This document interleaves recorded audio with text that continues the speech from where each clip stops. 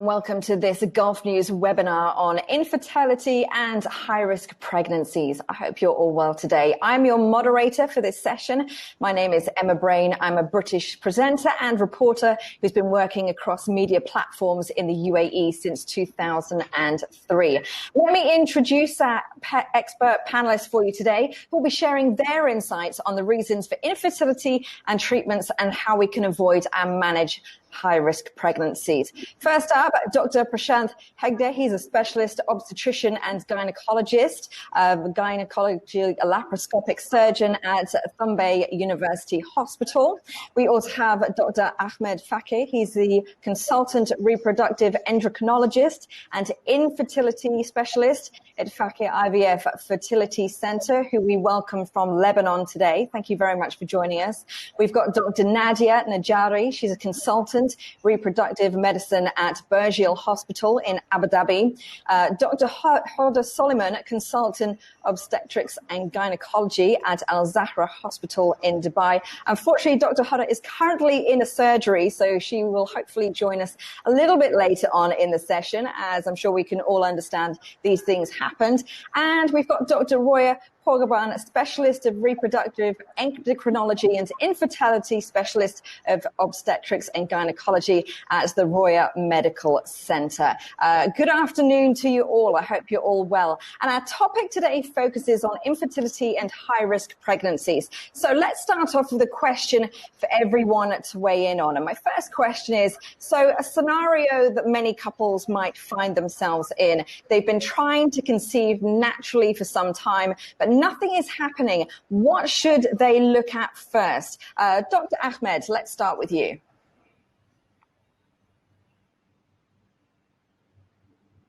Oh, wait, Dr. Ahmed, I cannot hear you for some reason.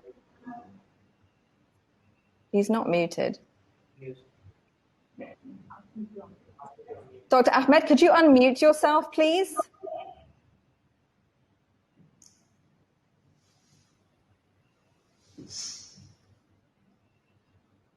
Hi, Emma. Can you hear me now? Oh, yes, I can hear you. Sorry. If you I think everyone has to unmute themselves. Yes, please. We did go down and send that. So the scenario is many couples might find themselves, they've been trying to conceive naturally for some times. Nothing's happening. What should they be looking at first? First, you have to look at the age of the couple and the duration of how long they've been trying for. If they're less than 35 and they don't have any medical conditions and they maintain a healthy lifestyle, they can try up to 1 year.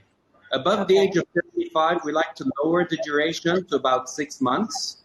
So if you've been trying for 6 months and you don't get pregnant after the age of 35, you should have at least 3 basic tests. One is for the husband, which is a general test, just a semen analysis, where you check the parameters of the sperm. For the female partner, there are 2 tests, important tests you have to do. One is to check her ovarian reserve, and one is to check that she ovulates on her own, that she ovulates every month. Most women who have regular cycles would be ovulating on their own. A small percentage will not be ovulating. This is why you need to check. And you need to check the tubal status to make sure that the sperm and the egg can actually meet. This is usually the basic preliminary workup that couples who've been trying for a while and not getting pregnant should undergo. Okay. Dr. Nadia, would you like to add to that? What would your advice be?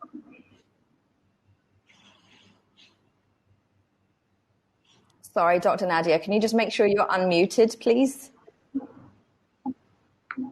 There we go. I still can't hear you. I'm sorry, Dr. Nadia.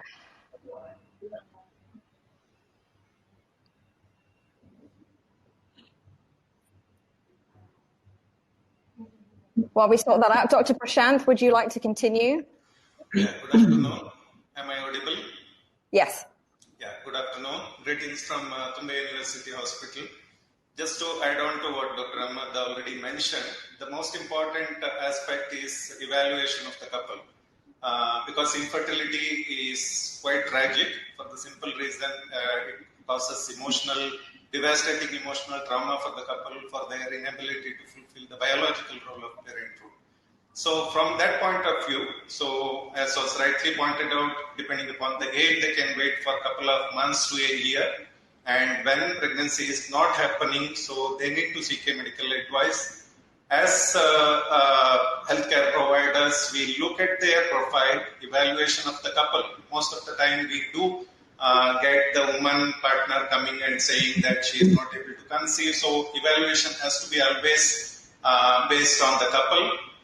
We need to quickly look into the history aspect of it, along with their age, along with their menstrual history, and even for the male, about their habits. All those criteria has to be taken into consideration to roughly reach at a point about the possible causes. As Dr. Ahmad rightly mentioned, for a woman who is having a regular menses, we assume her to be ovulating. We will not be focusing too much on the tests related to. So once we evaluate the patient based upon the history and examination, the tentative possible diagnosis will be able to reach it.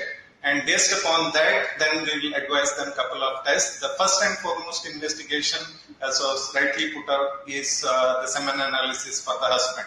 Because around 40% of the causes related to infertility lies with the male partner. So once we are sure that this is not the cause, then we can focus more on the female partner, where a couple of the tests, depending upon, again, on the profile of the woman, her history, and the risk factors, so-called risk factors, if at all any. So then we can focus our investigation based upon that. And once we have the investigations along with the history examination, so our further management or care plan will be decided and the patient will be counseled accordingly. Okay. Thank you, Dr. Prashant. Dr. Nadia, let's see if we've got some audio from you now. Would you like to add to that? We've still got no audio at the moment. I'm not sure what's happening. So, Dr. Roya, I'll ask you to weigh in on that, please. What's your opinion? Yes, good afternoon. Actually, about the primary analysis, I want to add that like 40% they will have, like, let's say after 1 year trial, if they don't get pregnant, so we're going to start a workup to see what's the reason. So I want to add one note here that sometimes they come and they say we checked and there is no reason. I mean, unexplained infertility doesn't mean that there is no reason. It means there is a reason which is far beyond what we can find out easily. So like 40% they will have male factor criteria, like reasons. 40% they will have female problems like anovulation or endometriosis or aging most of the time. Older age simply is a very, very important factor in infertility. And 20% we will not find anything in our primary investigations. So this 20%, which we call unexplained infertility, it doesn't mean that they don't have any reason or there is not any reason. It means the reason is very in microscopic level, which we cannot find out with our ordinary tests. And most of the time, even we are not able to find out what's the reason and just we go directly to the treatment. Okay, fantastic. Thank you so much. Dr. Nadia, can we have some audio for you? I hope it works. Oh, there you are. Excellent. Okay. Yes. So for you, I'm going to move on to our next question. So, which will be, what are the main causes of infertility and how can we preserve fertility? The main cause of the fertility, we have a female side and we have the male side. The main cause could be ovarian problems like PCOS, polycystic ovary syndrome, so that the patients are not ovulating and regularly. It could be the tubes, like my colleagues have told, there could be adhesions. It could be, for example, that the uterus, so the womb, is not functioning very well because of the fibroids or polyps or something else. The male factor, so the male side could be the quality of the sperms. Could be also, so the quality is not good, like the numbers or the movement of the sperm or the morphology. Could be also that psychologically the couple cannot have normal sexual intercourse. This could be both husband and wife. Sorry, Dr. Nadia. Cannot speak. Yeah.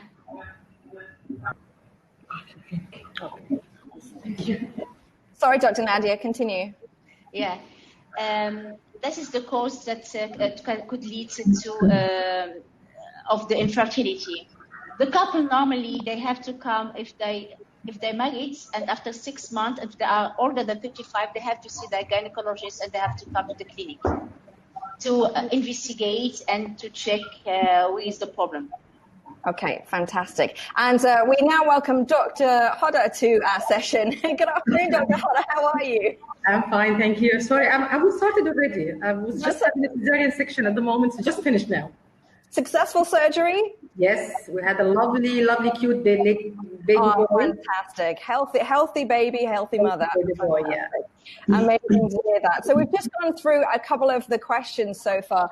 We've been talking about couples that are unable to conceive naturally, but nothing's happening. What should they look at first?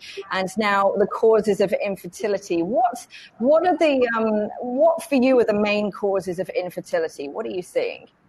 Well, infertility, the causes of infertility are like a lot. Some of them are due to female factors and some of them are due to male factors.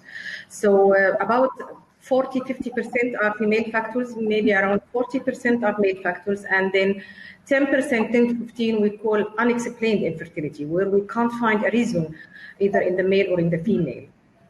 Most of the causes features that I see with infertility are due to anovulation, like the ovaries are not producing proper eggs. As my colleague said, it can be probably due to polycystic ovarian disease, or just ovaries being lazy, or the woman is a little bit overweight, so which disturbs the hormones. And the treatment, I want to reassure people, the treatment of this type of infertility is usually successful. And we just induce ovulation, and it usually leads to healthy pregnancy. The other factor is the tubal factor, when the fallopian tubes, where the egg and the sperm move. Sometimes if it is obstructed, then pregnancy won't happen. And in this case, we normally refer them to the fertility center for IVF, in vitro fertilization and ICSI.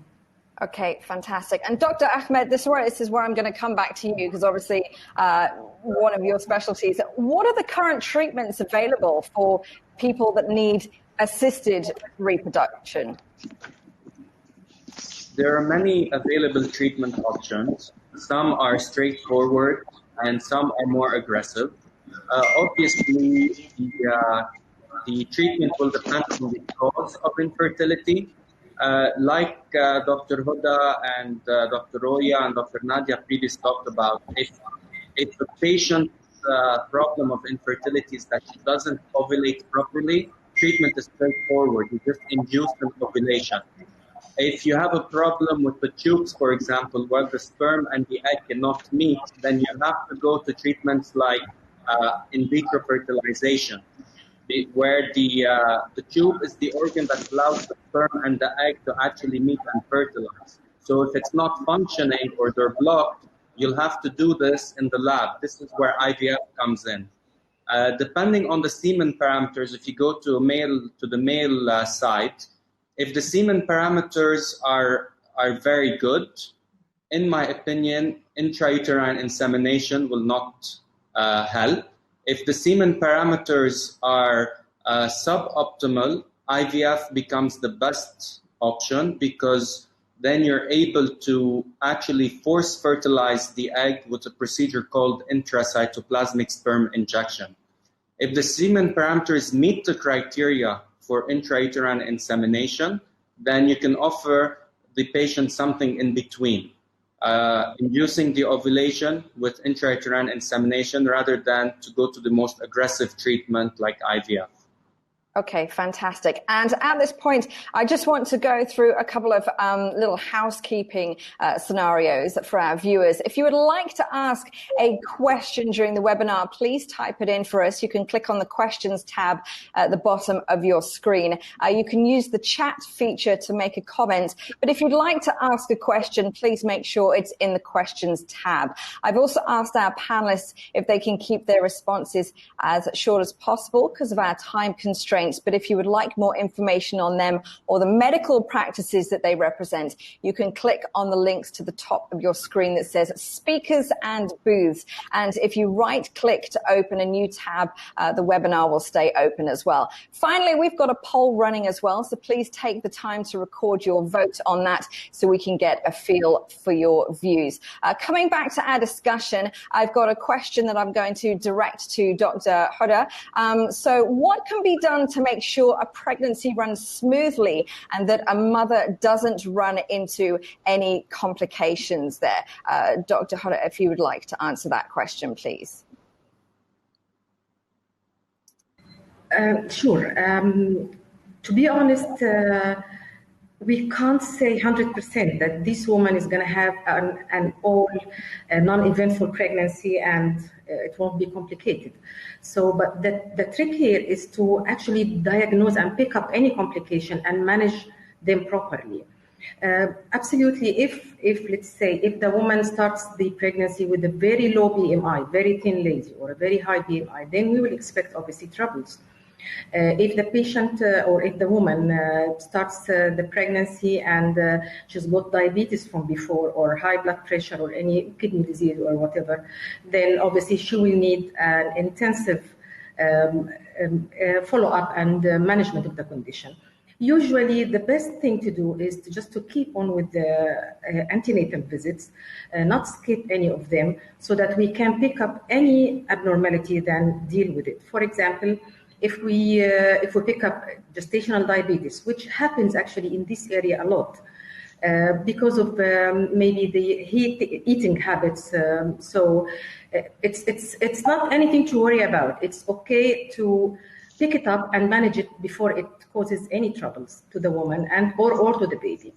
The same, we need to do progressive scans to monitor the baby's growth and detect any abnormality or problem in the growth, any abnormality in the blood pressure, and so on. So the best advice to give is just please stick to the regular antenatal care and don't skip appointments, don't skip scans. If you have any problem whatsoever, don't hesitate to report it to your doctor, because it can be a very important problem that you may think it's not that important, but just talk to your doctor. Okay, Dr. Huda, thank you very much for that one. My next question is directed to you, Dr. Nadia. Are there specific scenarios that would automatically put a woman into danger for having a high-risk pregnancy? First, the patient can be in high-risk pregnancy if she's obese, if she is having, for example, twin pregnancy or triplets. If you transfer more than one, she is at high risk. High-risk pregnancy is, for example, if the patient has already problems in the past, like preeclampsia is like toxic pregnancy or hypertension, so high blood pressure. So they are all at high risk, or if they have cesarean or any operations in the uterus. So this can put the patient in high risk. Okay, fantastic. And up next, Dr. Prashanth, I'm coming to you. What could turn a low-risk pregnancy suddenly into a high-risk pregnancy? What could we see is going wrong there? Yeah, the objective of antenatal care or prenatal care is to see that the woman passes through the dangers of the pregnancy with the least possible risk, both the woman and the mother. When I say that each pregnancy carries some amount of risk, sometimes known, sometimes not known, we broadly categorize the risky pregnancies as low risk and high risk. 90% of the pregnancies come to the low risk category, 10% comes to the high risk category. Some of the high risk factors my previous speaker has already mentioned. What I want to emphasize here is a preconceptional assessment is going to find out the risk factors. There may be some risk factors which are already pre-existing prior to conception, where we are very clear what we are facing through or the woman is going to face, what complications can be there. Some of the factors which may not be pre-existing, which appears during the course of the pregnancy. So once we have the clarity on that, the pre-existing conditions could be medical problems like she is already having higher blood pressure, she is known diabetic, she may be a known case of epilepsy, she may be a case of bronchial asthma or blood disorders, cardiac disease, renal disease. So here we know that there is a definite risk because of the pre-existing medical condition. The other category what we are looking at, she is a healthy mother to conceive with, and something appears during the course of pregnancy, very specific to pregnancy, like gestational hypertension, increased blood pressure starts shooting up from 6th or 7th month, diabetes start appearing exclusively during pregnancy, and maybe some other conditions like placenta previa or multifetal gestation, higher order birth, twins, triplets, or even it could be the previous pregnancy, premature births. There is a higher risk of she going for preterm or premature births, or it could be in the very early part of the pregnancy, the first 3 months, bleeding tendencies, bleeding during the early part of pregnancy with a higher risk of the woman going for a miscarriage, or abnormal pregnancies like ectopic pregnancy, molar pregnancy. So the list is huge. So depending upon the stratification, as I already mentioned, is she a low risk prior to pregnancy? We expect the pregnancy to go with a lower risk. Having said that, sometimes unexpected events can happen. Any low risk pregnancy within days or weeks or even within hours can turn into a high risk pregnancy. So we need to have the assessment done well in advance. Ideal situation, all pregnancies has to be planned with a prenatal consultation and counseling with the obstetrician. Okay, fantastic. Thank you, Dr. Prashant. Next, I'm going to come to Dr. Ahmed. When it comes to assisted reproductive technology, how does it all work, and what do you think have been the biggest advancements in this field? There have been lots of advances in the field. One of the biggest advances is the advent of the next generation sequencing, which is currently the platform where we're able to diagnose genetic conditions in the embryo prior to implantation, whether it's a known disease that's running in the family or whether it's just to check to make sure that the baby we are transferring is healthy. So genetic testing, I would say, is one of the biggest advances in the field, and the field is bombarding rapidly and very fast. Another advancement is the introduction of the microdissection testicular sperm extraction, which is a treatment offered for males who have zero sperm. In the past, if you had zero sperm, your chances of pregnancy were extremely small, even with the treatments we can offer you. Today, we can offer them a surgical procedure where, depending on the condition, you have about a 40 to 50% chance of actually recovering sperm. So this also is a big advancement, in my opinion. And there's lots of other advancements that are happening that we don't really see, but these happen at the level of the embryology lab. Lots of advancements in the media solutions, in the incubators, in the monitoring, where the embryos have a higher chance of developing better, higher chance of being better quality, a higher chance of them implanting. So in my opinion, these are the main advancements that have happened in the past 10 years. Fantastic. Thank you. And Dr. Royer, I'm going to come to you with the same question. For you, what have you seen that have been the biggest advancements in technologies, in reproductive technologies? So, should I answer? Yes, please. Okay. Yeah. One of, as Dr. Ahmed actually named two of them. The third one actually is the technology of vitrification and egg freezing. Actually, around from 2008, 2009, we are able mostly to do this new technique of vitrification, which is fast freezing. Before that, with the freezing technology was just the method of slow freezing, which were reducing and compromising the quality of the eggs after sewing them. But since it's about 10 years now, or a little bit more than 10 years, that we have access to the vitrification, which is we can freeze the eggs and keep the quality almost 90% of them. We can assure the patient that they will survive after sewing them. So they can go for the fertility preservation if they want to postpone their fertility, or if they are planning to get pregnant after 35 years old, or if they are having a condition they need to do chemotherapy, or any immune problem, they need immunosuppressive therapy and chemotherapy. They have the option to freeze some of their eggs and keep them for the later to use it. And I think this is one of the most advanced, most new and advanced technologies, that it really helps a lot in preserving fertility. And I also wanted to ask you about the chances of multiple pregnancies with IVF these days, because in the past, you used to implant lots at the same time, and the chances of a multiple was high. So how has that changed? No, we can't. We are encouraging people, especially if their age is less than 35 years old, we are encouraging them for the single embryo transfer, especially if we are doing genetic testing. So no, we have more access to do genetic testing for the patients, and we can choose the best embryo, the normal one. And when we are sure the lining is good, the embryo is good, we don't need to transfer more than one embryo. So we just transfer one by one, especially if we have now it's allowed to do embryo freezing. If we have any surplus embryo, we can freeze.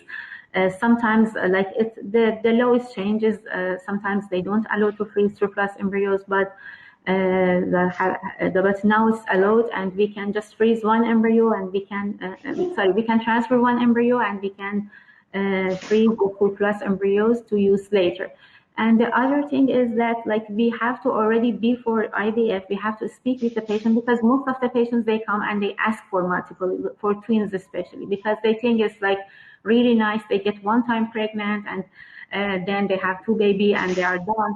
But it's not like that. Really, when you go to the complications, and when you look at 20% preterm labor, or the consequences on the baby, they can just have cerebral palsy, they can have lots of complications, breathing problems, they can have lots of problems just because of the premature delivery.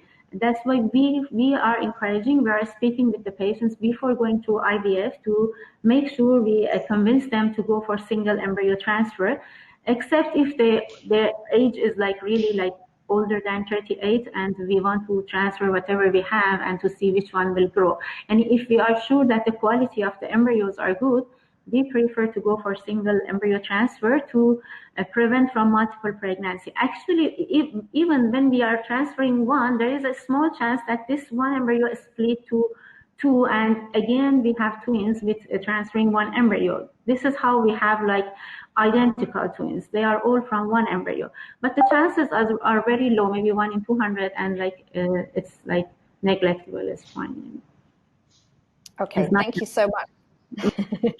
And we're just going to give you a quick update on the poll that we've got running. Our poll today is what causes infertility, and your choices are genetic factors or environmental factors. And so far, 54% of our viewers think it's genetic and 46% think it's environmental. So we'll give you the results of the poll at the end of the session. Dr. Nadia, I'm going to come to you next, if that's okay. Obviously, all of this can be a very long, costly, emotional journey, having IVF treatment. Do you think there's enough psychological support for patients? Unfortunately, no. The patients, they want to have a child, they are really in trouble because they cannot speak about their emotion with nobody.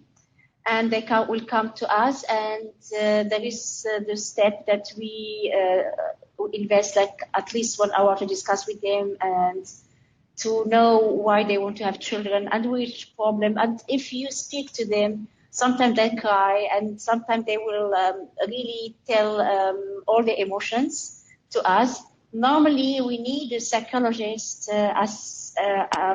assisting the patient, but having a psychologist, for some patients, is no way, because they will be perhaps they will feel they are not normal. The pregnancy to don't have a child is a very difficult situation for the couple. It's like they lose somebody, but they cannot grieve. They have a grief, but they cannot show it. They are not happy if their friends they got other child, because they feel ashamed. They feel bad that they are not happy for the others, and they feel bad. So psychology is important in the infertility centers, and the patients we have to help them. Especially the pregnancy rate is not so high; it's not 100%. Even they will go for IVF, it's not a guarantee for a pregnancy. And if they come to us, they have a big hope. But if they don't have a child, they are really sometimes very going down. And here is the IVF centers. We take care of these people, and we have more contact with them. Thank you, Dr. Nadia. Lots to consider on that one. I'm going to come to Dr. Huda next. If a pregnancy is or becomes high risk, what do you normally do to ensure a successful outcome of a healthy baby and mother? What are the kind of things that could go wrong in a high risk pregnancy, and how do you make sure that we both have a healthy pair at the end of it? Well, as I explained before, any pregnancy can start as low risk and then it turns into high risk pregnancy during the journey. So as long as the patient comes for follow-ups, we can pick up the high risk pregnancy or the pregnancy that has turned has a high risk. For example, the placenta previa, which is the low-lying placenta. If the woman comes in early pregnancy, obviously it is not being diagnosed that early, but around the 20 weeks we diagnose the low-lying placenta. We explain to the patient that she can have bleeding at any time. We counsel her and explain to her what to do in case of bleeding, and we give her enough support, psychological and even get the blood ready for her in the hospital just in case, and explain to her what can happen if she starts bleeding, that she may have a preterm delivery, talk to the pediatricians, everything. This is one example. Another example, if the woman starts the pregnancy, everything was fine, and then she started to have high blood pressure. For example, this is another condition that needs a great attention, because it can end up with convulsions or with problems to the baby or to the mother. So again, we have to always check the woman and her baby and the blood pressure. And if there is any doubts, we take it further, another step further. We do blood tests and we check, and even sometimes we admit the patients with us for monitoring of the blood pressure. If at any point we think that the baby's growth is not that great, like sometimes the baby's growth is a little bit smaller than we expect. So again, we need to do some tests to see why there is a lag in growth, and then assess always the baby and time the delivery in time that to avoid prematurity, but in the same time to avoid the baby staying there and becoming in danger. So it's really the follow-up and the good pickup of the conditions. As I talked before about the gestational diabetes, if the woman develops diabetes and it's not being controlled, there is always a risk that the baby will be very big. The water around the baby will be a lot of water, so it can create a problem during delivery.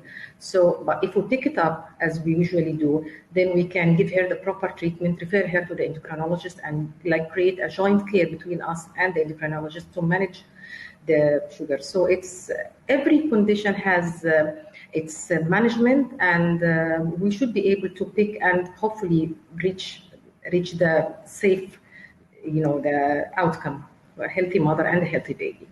Thank you very much, Dr. Hodder, for that. And I'm just going to take a look at our second poll results that are running, which is there enough awareness about assisted reproductive technology in the UAE? 45% of you think yes, 56% of you think no. That one's changing by the second. Up next, I've got a question for Dr. Prashant. Following on from the question that we asked Dr. Hodder, are there conditions during pregnancy that could leave the baby and the mother at risk for post-pregnancy issues? Dr. Prashant, I need you to unmute yourself, please. There we go. Yeah, can you repeat the question? So the question for you was, are there conditions during pregnancy that can leave the baby and the mother at risk for post-pregnancy complications? Depending upon the risk factors or depending upon the high-risk condition associated with the pregnancy, yeah, some of them even pose challenges post-delivery. For example, if the mother's blood pressure is higher, again, it depends upon whether the high-risk factor appeared during pregnancy or it was pre-existing. Okay, so the blood pressure, the higher blood pressure which appeared during pregnancy, what we call it as gestational hypertension, preeclampsia or eclampsia, even after the birth of the baby or the completion of the pregnancy, still carries some risk for the mother, because one of the worst complications of higher blood pressure is eclampsia. That means she starts throwing convulsions or fits, which can even happen during the process of delivery or even couple of days or weeks after delivery. So we have to, it is not only our objective is to see that the mother and the baby is fine till the point of delivery, even we need to see after. Similarly, if the diabetes is pre-existing or prior to pregnancy, diabetes continues to be there as it was there before the pregnancy. So in that condition, we have to see that the mother's blood sugars are well controlled. We have to counsel the mother for the possible adverse effects for the baby because of diabetes, because these babies are more prone to develop hypoglycemia, that is their blood sugars are drastically going to drop sometimes after the birth, or the baby after the delivery can have respiratory distress syndrome, difficulty in breathing, and so there are related complications depending upon the high-risk nature of the pregnancy. So the care for the mother and the baby will be customized depending upon the high-risk nature of the pregnancy we are dealing with. So accordingly, we have to counsel the mother and the father to take care of the mother after delivery and to take care of the baby.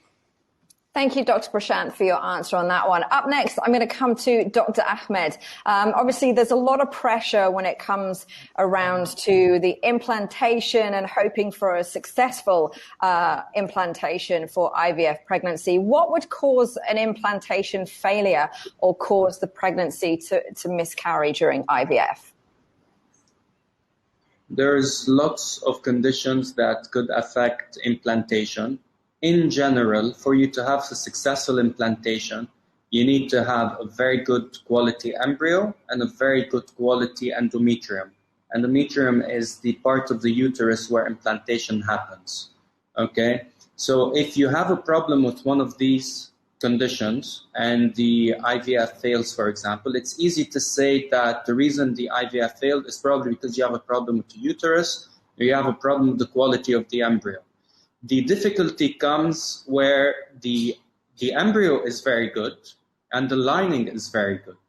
And then these are the frustrating cases for the physician and the patient, because the embryo is very good, the lining is very good, and still pregnancy didn't happen. It's important to think of IVF, when you look at success rate about the IVF, to look at the cumulative pregnancy rate. Especially now that we're taking measures to decrease the number of embryos we transfer. So it's different when someone transfers 3 embryos and when someone transfers 1 embryo. So when you look at the success rate of IVF, the counseling is very important, where you explain to the patient, I'll put them back one at a time, but the time to pregnancy could be longer. You might not get pregnant from the first transfer, you might get pregnant from the second, maybe from the third, but if you do get pregnant, your pregnancy is a lot safer and a lot healthier. So the discussion should be revolving around the cumulative pregnancy rate rather than the pregnancy rate per transfer. It all depends on how you counsel the individual. But there's lots of causes for implantation failure. You could have a problem with the uterus, problem with the embryo. You could have a maternal condition that causes it. You could have conditions where the uterus, the endometrium, doesn't develop properly. It's a very big chapter that you can't really answer in a few minutes. Okay, thank you so much for that. And my next question is for Dr. Roya. And I know we kind of touched on it a little bit earlier. Are you seeing more and more women choosing to harvest and freeze their eggs these days? Whether they've put their career first, or they've just delayed having children, or their marriage isn't great, or they're just single and they want to give themselves time. Are you seeing a rise in that? Is this available to anyone? And what are the sorts of approvals that need to be obtained for this? Actually, case by case, we write to the Ministry of Health and we get approval for the freezing. So egg freezing, actually, mostly they allow.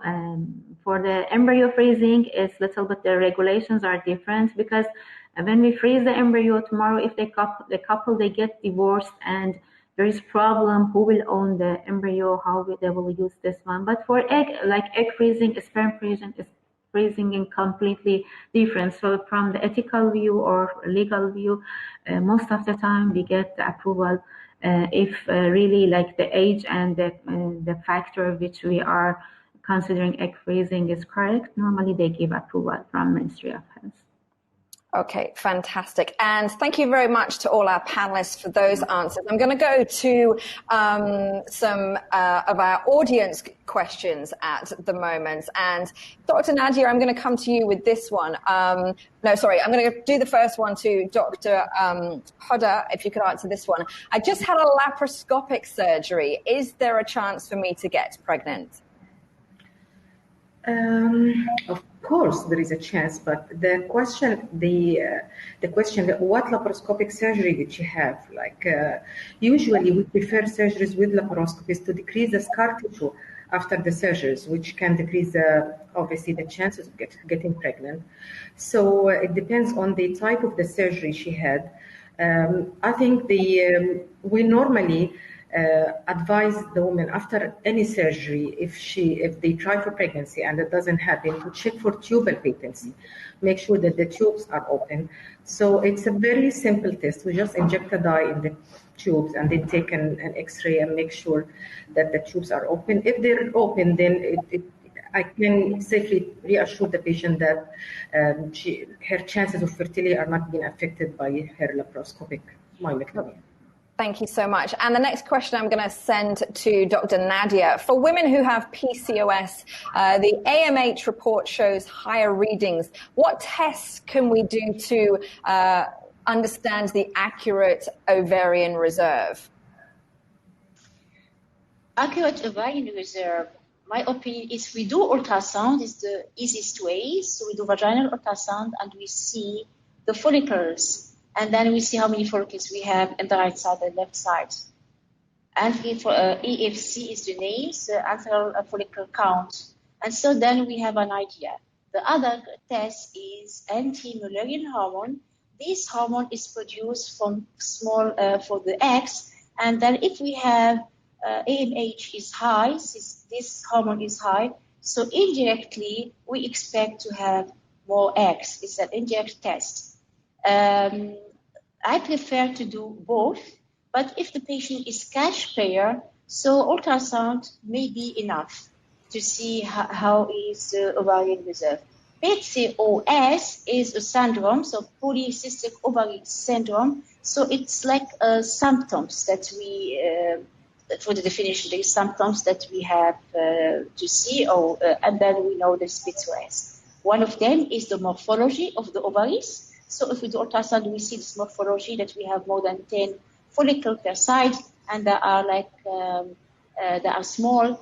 And the other thing is the second point is if we have hyperandrogenemia, so it means a lot of testosterone and the male hormone in the blood. We can see it in the blood results, or we can see the patient in the face. For example, she has acne, or she has a effluvium, which means a lot of loss of hair, and she has hair and the hirsutism in the face. So then we can, if two of these three parameters are there, to discuss our PCOS. Okay, thank you so much. Dr. Prashanth, this one is for you. What should you do if your HCG level is low during pregnancy? HCG is one of the hormone which we measure in the early pregnancy. So it varies from depending upon the duration of pregnancy. In the early weeks of pregnancy, we expect it to be low, and it catches up. In a normal pregnancy, the hormone level usually doubles in a matter of 2 days. It is indirectly an indication to say that the pregnancy is going the normal way. So suppose if it is not happening and the levels are not rising to the expected level, then we suspect there is some abnormal type of pregnancy. It could be the ectopic pregnancy. That means the pregnancy is not situated inside the womb, so it is outside the uterus. So it could be in the tube, it could be in the ovary, and these conditions can be really critical for the patient if it is undiagnosed. So one of the factors when the HCG levels are lower, it could indicate an abnormal pregnancy or a failed normal pregnancy, what we call it as a missed abortion or heading towards an abortion. So on the other side, if the HCG levels are extensively higher, that also suggests a abnormal pregnancy like molar pregnancy, or it could be a normal pregnancy with twins or triplets. So beta HCG is a hormone indicative of pregnancy. Depending upon the weeks of pregnancy or the duration, we have a reference range, a normal range. Anything below is considered as lower, again indicative of a failing pregnancy or an ectopic pregnancy. Higher, extremely higher, very high values also suggest some problem with the pregnancy. Okay, thank you very much, Dr. Prashanth. And Dr. Royer, I'm going to come to you with this one. I'm 32 years old. I have dilated fallopian tubes, and the doctor's advice is to remove or clip my tubes. I have endometriosis as well. Is removing the clips going to help for a successful IVF treatment or not? So basically, they're saying they're 32 years old. They have dilated fallopian tubes. Their doctor has advised to remove or clip the fallopian tubes. They've also got endometriosis, but they're asking, if I have the clips and then remove them, can I have a successful IVF treatment? Actually, yeah, when we have this dilated tube, like we call it hydrosalpinx, so normally this tube is filled with some fluid, which sometimes they are not healthy and inflammation or anything. So this tube is connected to the uterus. So when we put the embryo inside the uterus during the IVF, it is faced to this, let's say, dirty fluid, and so we prefer to lock and to cut the tube and separate it from uterus. So to make sure that inside the uterus we have very clean and untouched environment, and we can place the embryo. And not only that, normally because of this condition happens because of the chlamydia infections or the other infections, we prefer to do proper antibiotic therapy at least 1 month before going for the IVF to make sure that we have very healthy and clean endometrium, and then we go and do IVF and we put the embryo inside and to make sure that the implantation will happen. So they can try, let's say they can try one time embryo transfer even without doing the surgery. If it doesn't happen, they can go and do surgery. But what is recommended is to do it before even the first trial of IVF to make sure that the success rate will be higher. Okay, thank you very much, Dr. Roya. Dr. Nadia, I'm going to come to you for this one. I'm approaching 40. I haven't been able to conceive with fibroids. What is the lowest risk fibroid procedure to embark on that offers or leaves the greatest chance of conception? You are 40, so if you are 40, we have to think about the ovarian reserve and of the chance of the pregnancy. And about the fibroids, it's again, where is this fibroid? Is this, how big is the fibroids? How many fibroids we have? Because here it is a little bit tricky. So the lady, she has ovarian reserve, perhaps it's not very high, and the chance is perhaps not as high as if you are less than 40, and the operation has risk. If we have big fibroids, or for example, more than 3 centimeters, and we have more than 3, so it's recommended if we have good ovarian reserve to go for operation. Which kind of operation we have? It could be if the fibroid is very, very big, so it will be laparotomy. But normally we try to do it per laparoscopy if the fibroid is not as big, not very big. And if the fibroid sometimes is very, very small, but it is in the cavity, it means if in the wall and the endometrium or the lining, here it has to be removed per hysteroscopy. Thank you so much, Dr. Nadia. Dr. Ahmed, nice to have you back. And I've got one for you. And there's 2 questions here kind of along the same lines. Heartbreaking, actually. I've been married 4 years. I've had 1 miscarriage. I'm 28 years old. I failed 1 IUI and 3 failed IVF trials. What do I do next? We need to know more information. For example, how her ovarian reserve is, how her husband's semen parameters is, and how the uterus looks. Has she had any workup done or not? She meets the definition for recurrent implantation failure, but for me to be able to answer this question accurately, I need to know what she was told, why it failed. Was there a cause or wasn't there a cause? Were the embryos good? Was the lining good? Did she have genetic testing done? Did she have a hysteroscopy done? It's difficult to advise her what to do without knowing the full history. So let's assume she has what we refer to as unexplained recurrent implantation failure, where she's put at least 3 or 4 embryos back during those 3 cycles. They're all very good quality. The lining is very good quality. She's had genetic testing done prior to embryo transfer, and she still had a failure. Now she needs to have, there's certain measures we do for these patients. For example, we can do diagnostic hysteroscopy with endometrial scratching. This should help increase her chances of implantation. We can give her low molecular weight heparin after transfer. This has been shown in people with unexplained recurrent implantation failure to be beneficial. It's really difficult for me to answer this question without having the full picture. I would advise this couple to visit a fertility clinic to get a second opinion or something, because I really can't be of real help if I don't know the full history. Okay, thank you. But these are all the steps they need to go through to go and find out what's going on. So it is a great help. This one is going to Dr. Huda. We've got a question here that says, is pregnancy after 1 miscarriage considered high risk, and what extra care should I be taking?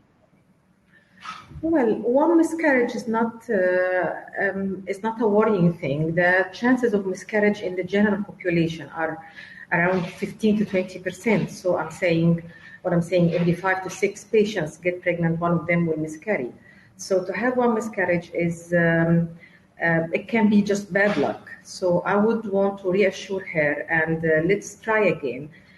Usually she can't be unlucky twice, but if God forbid 3 miscarriages happen, then yes, that would be a high-risk pregnancy. You have to check some antibodies in the blood, and we do some other tests. And obviously, we are going to start here with some medications like aspirin and some injections to thin the blood, to increase the blood going to the baby. But one miscarriage, I can reassure her, I really advise her to try for a pregnancy again. Thank you very much, Dr. Huda, on that. And I'm now going to look at the results for our final poll for today, which is, what's the common complication to watch out for during a normal pregnancy? And we asked you, was it gestational diabetes or gestational hypertension? And 67% of you think it's diabetes and 33% think it's hypertension. So those are the three polls that we've had running today. So thank you all for your inputs on those. I'd like to say thank you so much to all our panelists today. It's been an absolutely fantastic session. Very, very informative. Lots of amazing questions from all of you as well. And unfortunately, that is all the time we have for today. And let me remind you that all the information you need on our speakers and their clinics and hospitals can be found using the speakers and booths links to the top left of your screen. And if you'd like to read more about today's topic, we'll have a follow-up story, so keep an eye out for that on gulfnews.com. I'd like to thank all our speakers for their time today. Very, very informative, fascinating stuff, but make sure you do get in touch with them if you need more information. Thank you to all of you. It's been an absolute pleasure having you, and we'd like to thank you, dear viewers, for joining us as well. And until the next webinar, we'd like to say goodbye for now.